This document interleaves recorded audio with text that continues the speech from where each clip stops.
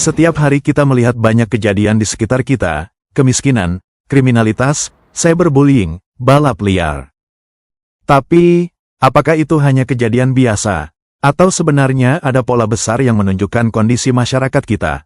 Hari ini, kita akan membahas masalah sosial secara lengkap, dan setelah ini kalian akan melihat dunia sekitar dengan cara yang benar-benar berbeda. Masalah sosial bukan hanya cerita sedih di TV atau berita. Ia adalah sinyal bahwa ada sesuatu yang tidak beres dalam masyarakat. Dan sebagai generasi muda, kalian bukan hanya saksi, kalian bisa jadi bagian dari solusinya. Sebelum itu, kita perlu paham dulu apa itu masalah sosial. Bayangkan ada seseorang malas mandi. Itu masalah pribadi. Tapi kalau satu kampung tidak punya akses air bersih, itu masalah sosial. Masalah sosial adalah kondisi yang tidak sesuai harapan masyarakat, merugikan banyak orang, dan butuh solusi bersama. Jadi, bukan cuma keadaan buruk. Masalah sosial itu alarm bahwa ada peran yang harus kita ambil.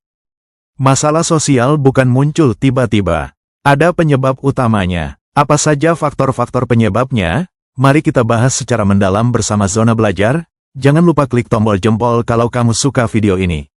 Faktor penyebab masalah sosial yang pertama adalah faktor ekonomi. Kemampuan seseorang tidak mampu memenuhi kebutuhan hidupnya. Masalah yang muncul yaitu kemiskinan, pengangguran, dan kriminalitas. Yang kedua, faktor budaya, yaitu benturan nilai lama vs modern memunculkan masalah sosial seperti individualisme, luntur gotong royong, lunturnya budaya lokal, kenakalan remaja dan kriminalitas, akibat perubahan perilaku, serta kesenjangan sosial ekonomi, dan konflik nilai seperti diskriminasi karena nilai tradisional vs modern. Yang ketiga, faktor sosial dan lingkungan. Faktor sosial, yaitu pengaruh dari tekanan teman sebaya, seperti menggunakan narkoba, begal, dan hedonisme. Yang keempat, faktor psikologis, seperti stres, trauma, sampai bunuh diri. Yang kelima, kebijakan pemerintah.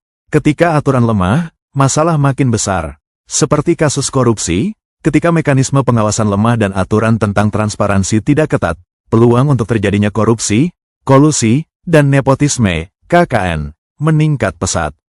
Dana publik bisa disalahgunakan, menghambat pembangunan nasional.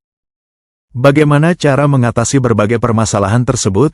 Dalam kajian ilmu sosiologi ada 3 cara mengatasi masalah sosial. Yang pertama, dengan cara preventif, adalah bentuk upaya pencegahan, seperti penyuluhan bahaya narkoba.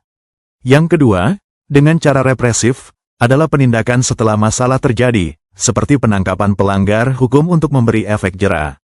Dan yang ketiga dengan cara kuratif, adalah penyembuhan dampak dan mencari solusi masalah yang sedang berlangsung, seperti mediasi atau bimbingan. Masalah sosial bukan untuk ditakuti, tapi dipahami. Semakin kita paham, semakin besar peluang kita memperbaiki lingkungan sekitar. Komen di bawah, masalah sosial apa yang sering kalian lihat? Like, share, dan subscribe untuk materi sosiologi lainnya yang dekat dengan hidup kalian.